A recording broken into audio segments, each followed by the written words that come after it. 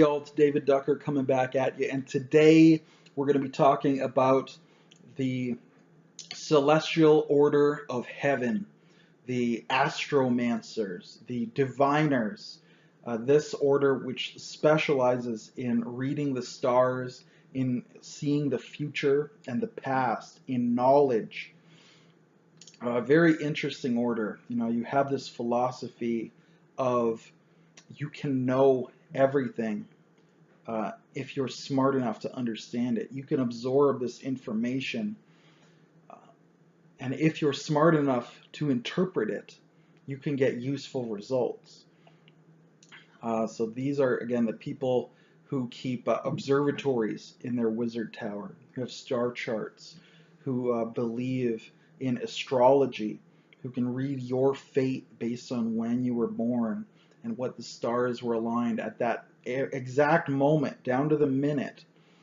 Uh, these are people who are obsessed with learning, about seeing things a different way.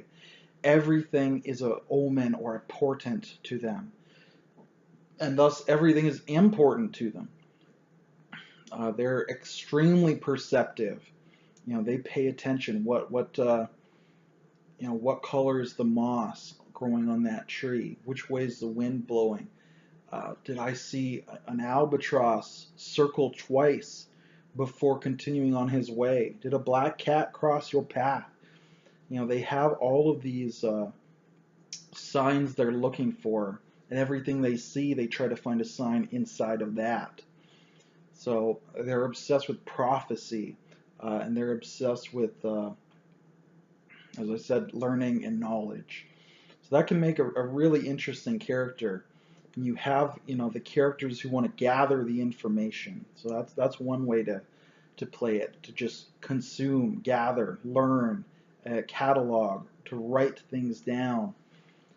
So that's like the first step towards knowledge. And that second step, what do you do with that knowledge? How do I interpret what's already here? I have a prophecy, I have a mystery, I have a riddle, I have a sign, but what does it mean? So then you have the contemplating. So you have those who are learning and those who are thinking, those who are, first primary source, and then the researchers who delve back into secondary sources, perhaps. So, and of course, that can all be in one individual. You can bring both in to one degree or another. So you have to ask, are these people who we've had celestial mages who were big gossips, who went around court finding out everybody's dirty secrets. We've had ones focused on prophecies, different interpretations and translations. We've had we've had them just concentrating on thinking and just really meditating. And they're not reading, they're not gaining information, they're just thinking about the world, how it works, how it should work.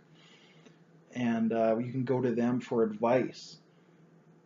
And these are great, sages to go to for advice. These are great people to commission you to go out and get something for them, to learn something and bring it back to them. Especially books. These guys love books and charts. The celestial order, we've typically given them like the starry robes, so either dark blue or black, but studded with stars, either white or yellow. So really, complex patterns, perhaps interwoven there that only they really understand. We've given them a device called an etheric astrolabe, so they can read the currents, the winds of magic around them at all times.